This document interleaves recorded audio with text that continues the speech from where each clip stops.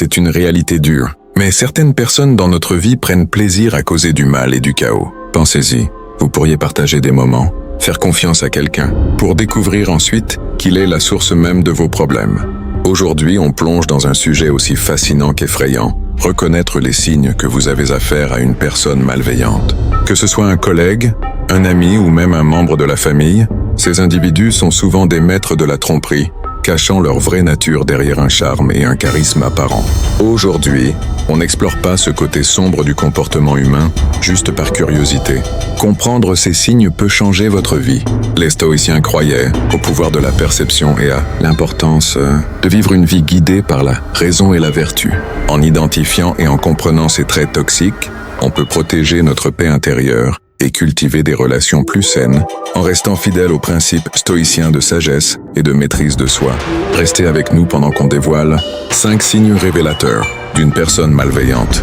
À la fin de cette vidéo, vous serez non seulement mieux armé pour repérer ces comportements, mais vous apprendrez aussi des façons pratiques de préserver votre santé mentale et votre bien-être. Et si vous appréciez ce qu'on fait ici, Un simple geste gratuit que je vous demande, c'est d'appuyer sur le bouton s'abonner. Et s'il vous plaît, ne sautez aucune partie de la vidéo. Vous ne voudrez pas manquer notre section bonus spéciale, où je partagerai une stratégie efficace pour fixer des limites fermes avec ces personnes. Partons ensemble dans ce voyage de conscience de soi et de résilience. Quand on parle de gens qui semblent charmants et charismatiques au début, il faut se rappeler que les apparences peuvent tromper. Ces individus ont souvent le don d'illuminer une pièce, de faire sentir tout le monde spécial et valorisé.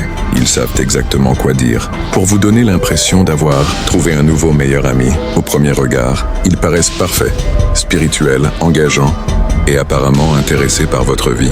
C'est facile de se laisser emporter par leur charme, en pensant avoir rencontré quelqu'un d'exceptionnel. Pourtant, les stoïciens nous apprennent à regarder au-delà des surfaces et à chercher la vérité. Avec le temps, vous pourriez remarquer de petites fissures dans leur façade.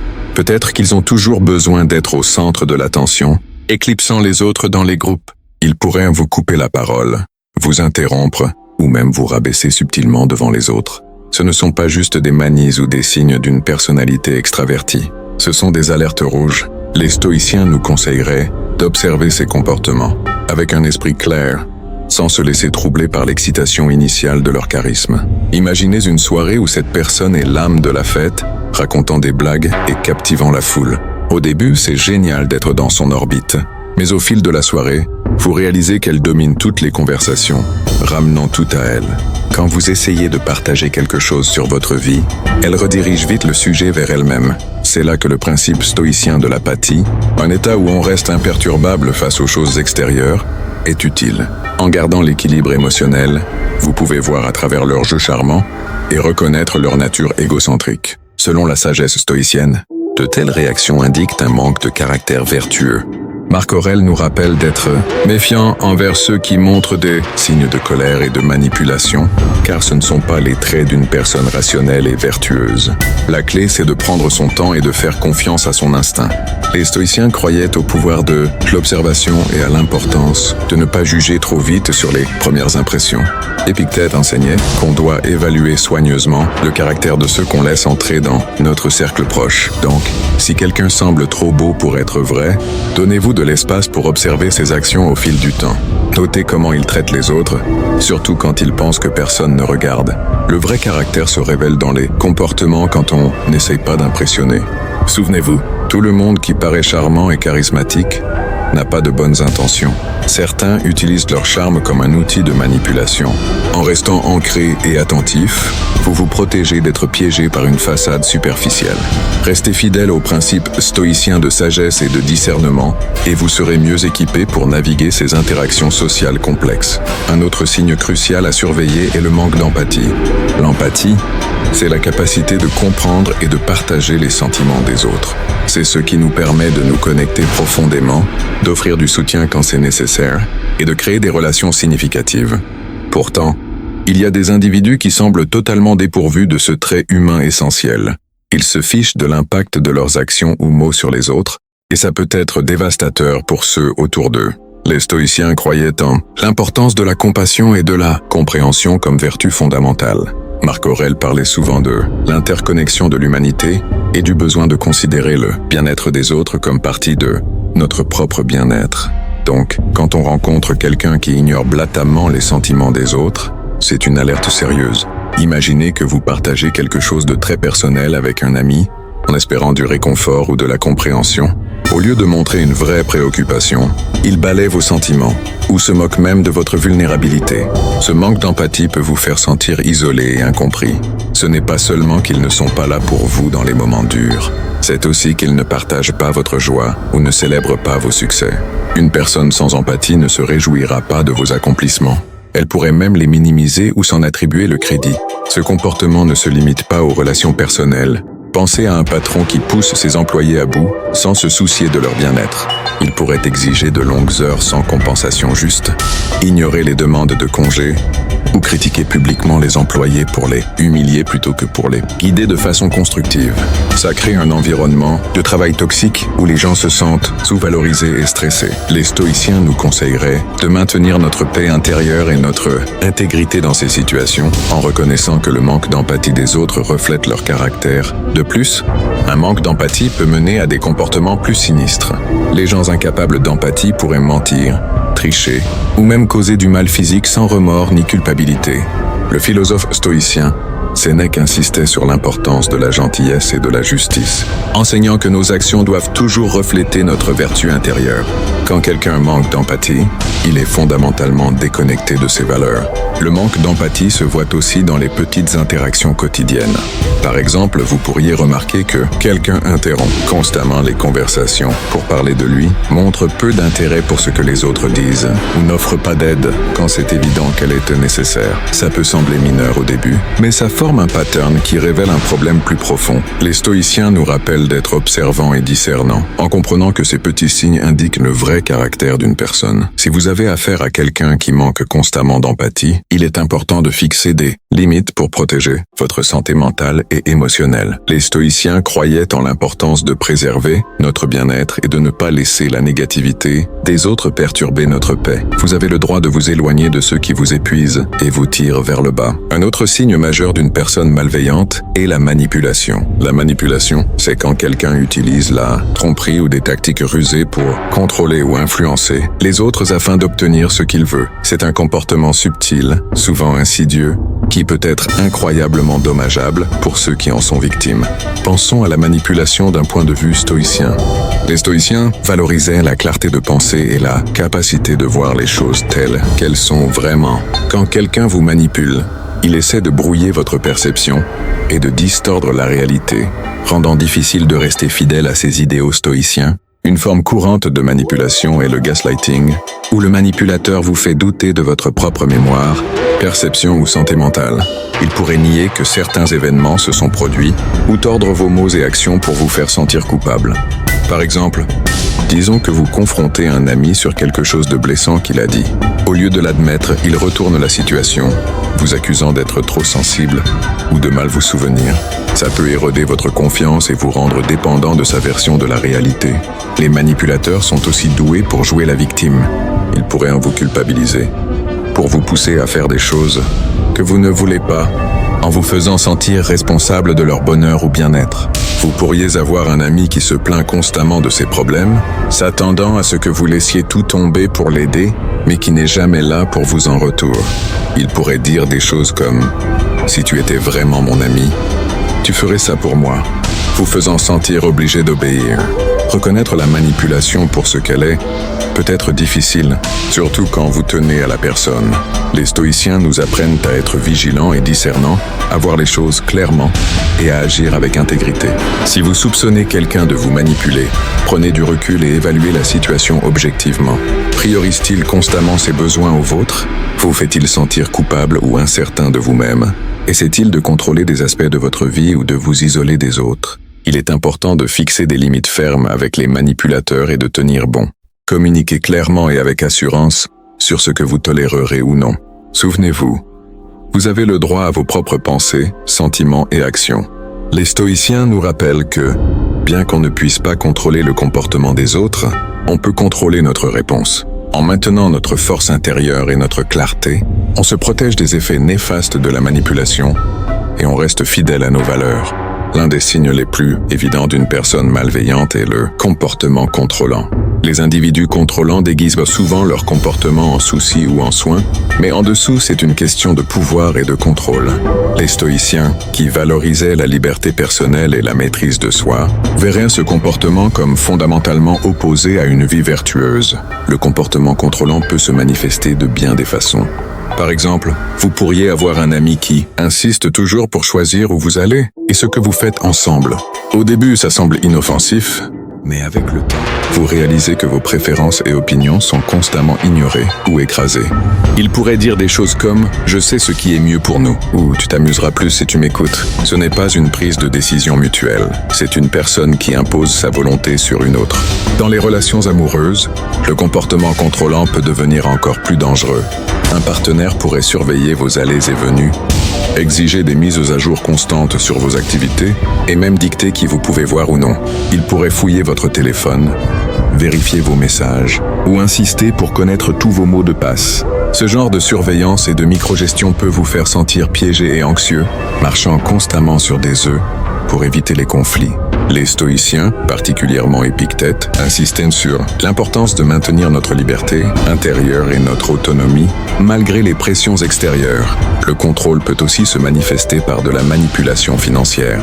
Un partenaire ou membre de famille contrôlant pourrait prendre en charge toutes les décisions financières, distribuant l'argent comme bon lui semble et vous gardant financièrement dépendant.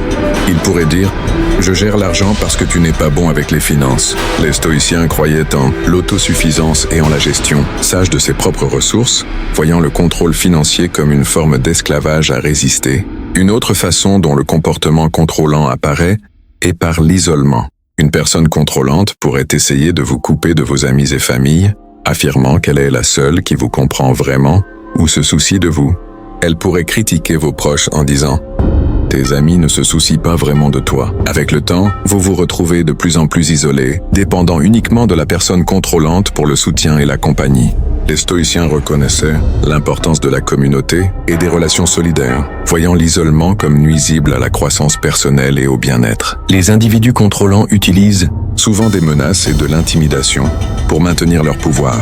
Ils pourraient menacer de vous quitter, de se faire du mal, ou même de vous blesser si vous ne vous conformez pas à leurs exigences. Ça crée un environnement de peur et d'anxiété.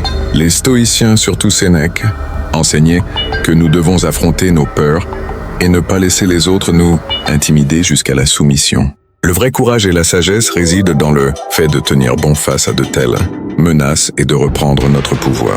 Il est important de comprendre que le comportement contrôlant va au-delà de vouloir que les choses se fassent d'une certaine façon.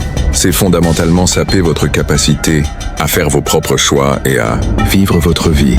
Les stoïciens nous conseilleraient de reconnaître ces comportements pour ce qu'ils sont, une attaque contre notre autonomie et une violation de notre liberté personnelle. En restant fidèles à nos valeurs et en maintenant notre force intérieure, nous pouvons résister à l'influence des individus, contrôlants et reprendre notre droit à vivre librement. Si vous avez affaire à quelqu'un qui montre un comportement contrôlant, il est crucial de fixer des limites fermes et d'affirmer votre indépendance. Communiquez clairement sur vos besoins et limites. Et n'hésitez pas à chercher du soutien auprès d'autres qui comprennent votre situation. Souvenez-vous, les stoïciens nous apprennent que nous ne pouvons pas contrôler les autres, mais nous pouvons contrôler nos réactions et décisions. En restant ancrés dans nos principes et en valorisant notre autonomie, nous nous protégeons des effets néfastes du comportement contrôlant et vivons des vies plus authentiques et épanouies. Un autre signe incontestable d'une personne malveillante est le mensonge pathologique. Ça va au-delà du petit mensonge blanc occasionnel que la plupart des gens disent. Les menteurs pathologiques trompent constamment, souvent sans raison apparente. Ils inventent des histoires, manipulant les faits et distordent la réalité pour servir leurs besoins ou pour prendre l'avantage sur les autres. Ce comportement peut être incroyablement dommageable pour les relations, érodant la confiance et créant un réseau de tromperies difficile à démêler. Les stoïciens valorisaient la vérité et l'intégrité par-dessus tout. Ils croyaient qu'une vie vertueuse était ancrée dans l'honnêteté et que la tromperie était une trahison fondamentale de son caractère. Marc Aurèle insistait sur le fait de vivre en accord avec la nature, Ce qui signifie aligner nos actions sur la vérité et la raison. Quand quelqu'un ment de façon pathologique, il vit en opposition directe à ses principes, créant une fausse réalité qui ne bénéficie qu'à lui-même. Le mensonge pathologique peut prendre de nombreuses formes. Ça pourrait commencer par de petits mensonges inoffensifs, comme embellir une histoire, pour se faire paraître mieux ou plus intéressant. Avec le temps, ces mensonges peuvent escalader, couvrant des erreurs ou des méfaits et manipulant les autres pour atteindre leurs objectifs. Un menteur pathologique pourrait prétendre avoir accompli des choses qu'il n'a pas faites, s'attribuer faussement le crédit du travail des autres ou inventer des histoires sur son passé pour gagner de la sympathie ou de l'admiration. Cette malhonnêteté constante crée une vue distordue de la réalité, où vous ne pouvez jamais être sûr de ce qui est vrai et de ce qui est fabriqué. Pensez à comment un menteur pathologique pourrait opérer au travail.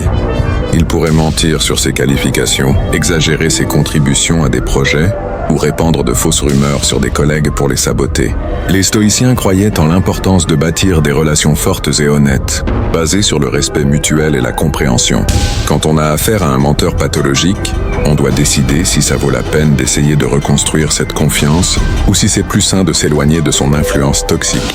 Si vous vous retrouvez emmêlé avec un menteur pathologique, il est crucial de fixer des limites fermes et de protéger votre bien-être mental et émotionnel.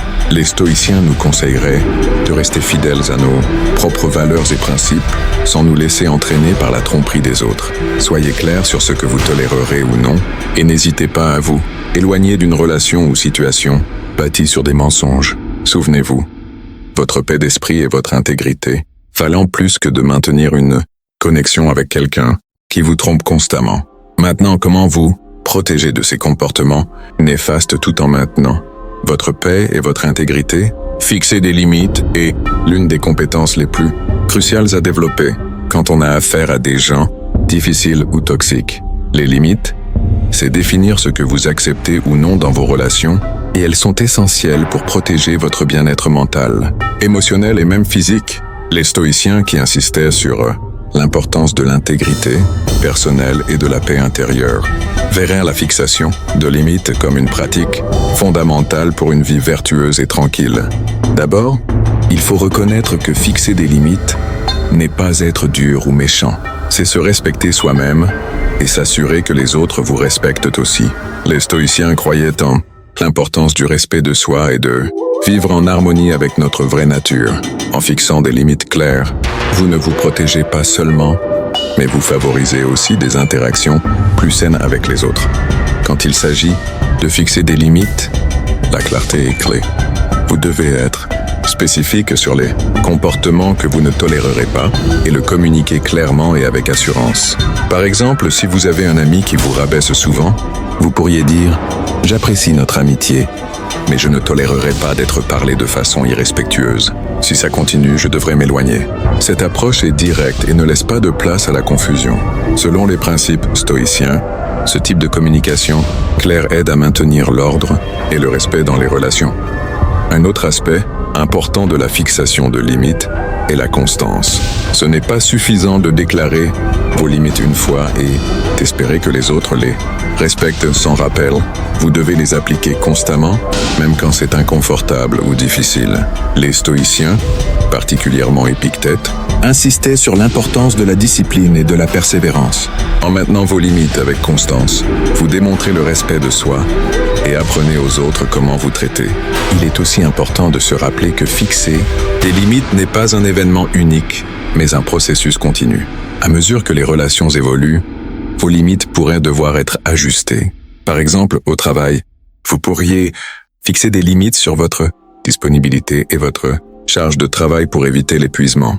Vous pourriez dire à un collègue ou un supérieur « Je suis heureux d'aider sur ce projet, mais je ne peux pas prendre de tâches supplémentaires au-delà de mes responsabilités actuelles. » Les stoïciens nous conseilleraient d'équilibrer nos devoirs et de ne pas nous surmener au détriment de notre bien-être. L'un des aspects les plus challengeants de la fixation de limites est de gérer la résistance ou la réaction négative que vous pourriez rencontrer. Les gens habitués à obtenir ce qu'ils veulent, surtout ceux avec des tendances contrôlantes ou manipulatrices, pourrait ne pas bien prendre votre nouvelle assertivité. Il pourrait réagir par de la colère, de la culpabilisation, ou même essayer de miner votre confiance. Les stoïciens nous apprennent à rester calmes et fermes face à de tels défis. Marc Aurèle écrivait sur l'importance de maintenir notre calme et de ne pas se laisser influencer par les émotions négatives des autres. Quand vous rencontrez de la résistance, tenez bon. Et rappelez-vous que vos limites sont nécessaires pour votre bien-être. Dans certains cas, fixer des limites pourrait signifier prendre des décisions difficiles, comme s'éloigner de certaines personnes, ou même mettre fin à des relations toxiques ou néfastes. Ça peut être un processus douloureux, mais c'est essentiel pour préserver votre santé mentale et émotionnelle. Les stoïciens nous rappelleraient que notre responsabilité première est envers notre propre vertu et bien-être. Sénèque parlait souvent de l'importance de choisir nos associations avec sagesse, reconnaissant que la compagnie que nous gardons peut influencer grandement notre caractère et notre bonheur. En vous éloignant de ceux qui violent constamment vos limites, vous faites une déclaration puissante sur votre valeur personnelle et votre engagement à vivre une vie vertueuse. Il est aussi utile de chercher du soutien auprès des autres quand on fixe des limites. Ça pourrait signifier parler à des amis de confiance, des membres de famille ou un thérapeute de vos expériences et obtenir leur avis et encouragement. Partager vos luttes et succès dans la fixation de limites peut vous donner une perspective précieuse et renforcer votre détermination. Les stoïciens valorisaient la communauté et le soutien de personnes partageant les mêmes idées. Marc Aurèle réfléchissait souvent à l'interconnexion de l'humanité et à l'importance du soutien mutuel. En vous appuyant sur votre réseau de soutien, vous pouvez trouver la force pour maintenir vos limites et préserver votre bien-être. En plus, pratiquer l'auto-soin est crucial quand on fixe et maintient des limites. Ça inclut prendre du temps pour soi, s'engager dans des activités qui apportent de la joie et de la relaxation, et nourrir sa santé physique et mentale. Les stoïciens croyaient en l'importance de l'auto-soin comme base d'une vie vertueuse. Épictète, par exemple, insistait sur le besoin de prendre soin de notre bien-être pour pouvoir servir les autres et remplir nos responsabilités efficacement. En priorisant l'auto-soin, vous renforcez le message que votre bien-être est important et mérite d'être protégé. Souvenez-vous, fixer des limites est une forme de respect de soi et d'amour-propre. C'est reconnaître votre propre valeur et refuser que les autres la diminuent. Les stoïciens nous apprennent que notre valeur n'est pas déterminée par des facteurs externes, mais par nos actions et notre intégrité. En fixant et en maintenant des limites, vous vivez en accord avec ces principes et favorisez une vie de paix, de vertu et de résilience. Souvenez-vous, votre paix et votre intégrité valent la peine d'être protégées, peu importe qui essaie de les miner. Fixer des limites n'est pas juste un mécanisme de défense, c'est une déclaration de votre valeur personnelle et de votre engagement à vivre une vie vertueuse. Merci de m'avoir rejoint aujourd'hui. Si vous avez trouvé ça utile, assurez-vous de vérifier l'une des vidéos suggérées à l'écran pour plus d'insights. Restez fort, restez sage et continuez à vivre votre vérité.